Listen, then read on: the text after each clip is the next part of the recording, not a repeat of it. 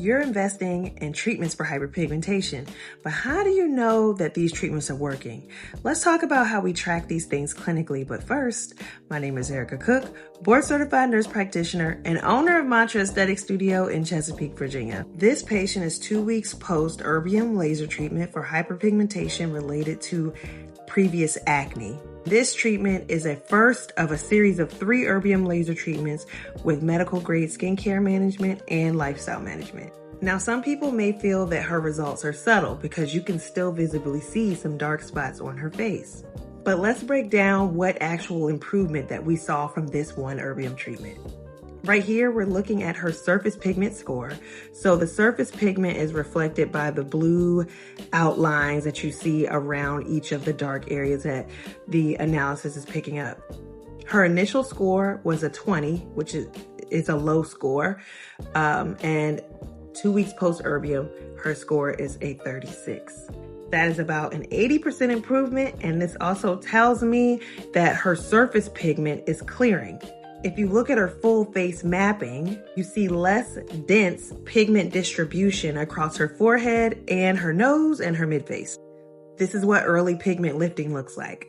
On the left side of her face, we're seeing less clustering of the dark spots on her cheek.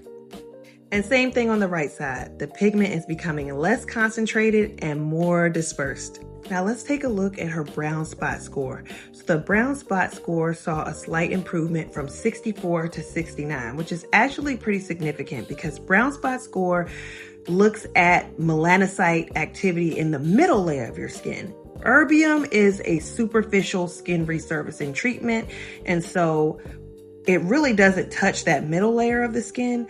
But by looking at this score and seeing the improvement, what we're seeing is that we haven't overstimulated her skin barrier. So we haven't been too aggressive with our treatment.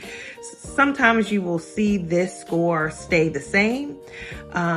We really want to see it go up because that's showing us that we're reducing overall melanocyte activity and improving pigment uniformity, which to us means an uneven skin tone. Last but not least, let's take a look at UV spots, sun damage. Okay, so sun damage and dark skin can show up in many ways, but one of the most common ways it shows up is with dark spots, especially in someone that has a compromised skin barrier like acne. It can make it worse and it can deepen the pigment. So her UV spot score went from 48 to 84. That's a 75% improvement. Again, showing a significant improvement in overall pigment uniformity and deeper pigment appearance. So the most important thing in treating hyperpigmentation and dark skin is to keep in mind that hyperpigmentation does not improve all at once. It improves in layers, especially in deeper skin tones, because you have to respect the skin barrier. You have to avoid being too aggressive with your treatments, because aggressive treatments can cause rebound hyperpigmentation. Also, the biggest key to successfully treating pigment in someone that has post-inflammatory hyperpigmentation from acne is to first control the acne.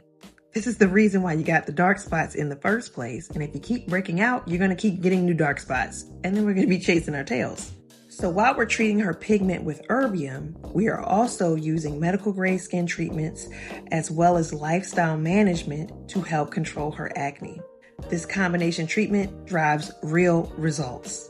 So overall, with one Erbium treatment and medical grade skincare, we have seen global improvement in surface pigment, middle layer pigment, and UV damage pigment, which tells me that we are correcting her pigment safely and strategically, because fast results are not always safe results, especially in melanin-rich skin.